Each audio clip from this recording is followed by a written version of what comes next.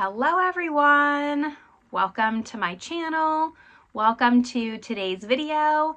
Today's video is going to be my introduction for No Pan Left Behind. So this is a panning video that I've seen some other creators do. I'll link them down below for the ones that inspired me. But essentially what you do is you try to make sure you hit every pan in every palette within the entire year. So that's going to be quite the challenge for me. I'm really excited to do this. I've been thinking a lot about it and trying to just get to know my eyeshadow palette collection a little bit more. So if that sounds good to you, make sure you give this video a thumbs up. Subscribe if you haven't yet. I would love it if you stuck around. But with all that, let's just get started talking about some numbers and how I plan on doing this project. All right. Like I said, I've been putting a lot of thought into how I was going to do this project. To be quite honest, I don't think that I'm going to achieve it.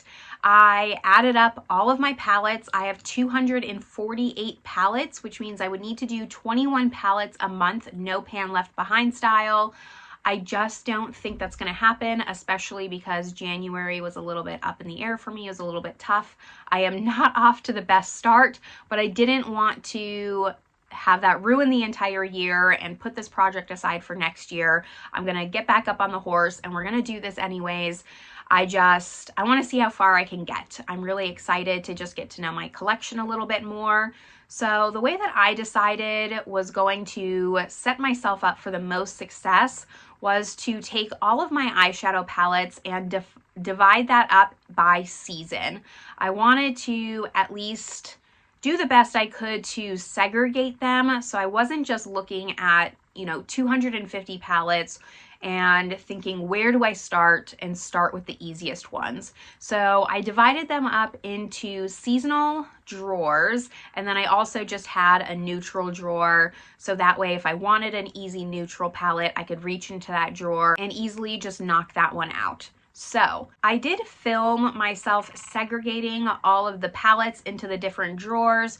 So I'm going to play that for you now, add some music, speed it up a little bit. I find it kind of relaxing. I like seeing those kinds of videos.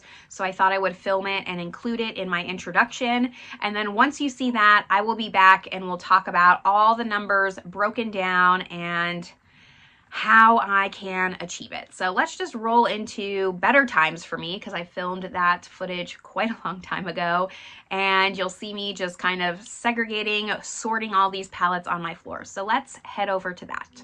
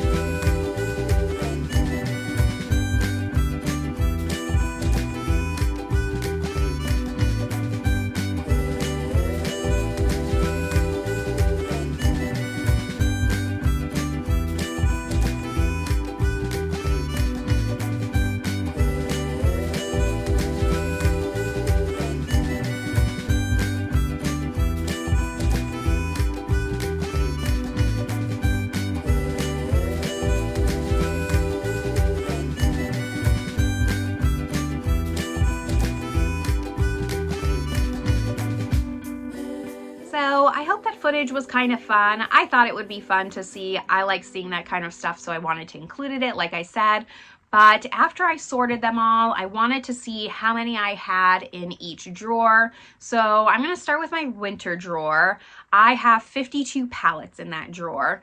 That's definitely going to be a tough one since we're kind of, you know, we're at the end of winter here. I can pick this drawer back up in like December time-ish. But in the next month or so, 6 weeks, I'm going to want to start heading into my spring drawer. And my spring drawer has 53 palettes, so very similar to winter. And those are going to be mainly pastel palettes, a little bit more colorful palettes. That's kind of how I segregated the spring. It's not exact, obviously. Like some of them could go either way. I just put them in the drawer that I thought fit the most. I wasn't going to overthink it too much. It was just to kind of help me make sure I didn't have a spring palette at the very bottom of my drawer and now it's winter time and like how am I going to use this pastel palette without feeling like it's a pastel palette in winter. That was kind of my thought process. So 53 palettes for spring, and then for summer that's actually my least amount of palettes that I have, so 36 palettes. Summer palettes were a little bit tough for me to sort into that drawer because I feel like summertime's a lot of like bronzy golden tones and a lot of that fit into the neutral category. So I think that's why I only have 36 palettes. After that, we go into my fall palettes, which I have 68 palettes that were definitely fall, like spooky palettes, grungy palettes, stuff like that. So that tells me I definitely gravitate towards those fall color stories, which I think a lot of us do. So fall will definitely start to be a challenge, but I also think that fall is kind of the biggest in terms of seasonal wearing of makeup, if that makes sense. Like I'm not wearing fall makeup solely in fall. I'm probably starting to wear fall makeup like around August, mid-August, all the way until November. I feel like it's a pretty good amount of months, whereas winter's pretty short. Like winter palettes, those really cool tone blue palettes, I'm really saving for December and January, and that's it. Then we go on to my neutral drawer, and my true neutral palettes that I felt like deserved to be in that drawer was 39. Actually not that bad, but there really could have been some crossover into the summer collection. I could have done that. Like I said, summer and neutrals probably a little bit interchangeable, but I wanted to keep a neutral drawer set aside so that way on maybe lazy days when I'm really not feeling the urge to work on this project, I can grab something out of there and work on those. So yeah, all of those palettes combined equals a 248. That is as accurate as I can get it with each update that I'm going to show you monthly. I plan on updating my percentage to just see if we can get to 100%. And we'll go from there. I'll be showing you pictures of all the palettes that I finished, how long it took me, all of that good information. I'm really going to try my best to track this project. Like I said, I'm just really excited to see how far I can get in this and see if there's any palettes that maybe don't serve me anymore, looking at the color story as a whole and maybe kind of dwindle it down. If I could get to around 200 palettes, I think I would be a little bit happier with that number because I am starting to feel overwhelmed with the amount of palettes that I have, but I also continue to buy palettes. So 248, that's where we're starting. It could change monthly because I don't plan on going on a no buy. So as I purchase palettes, those will be included in the numbers and make my percentage go down. It is what it is. Anyways, that is my introduction for No Pan Left Behind.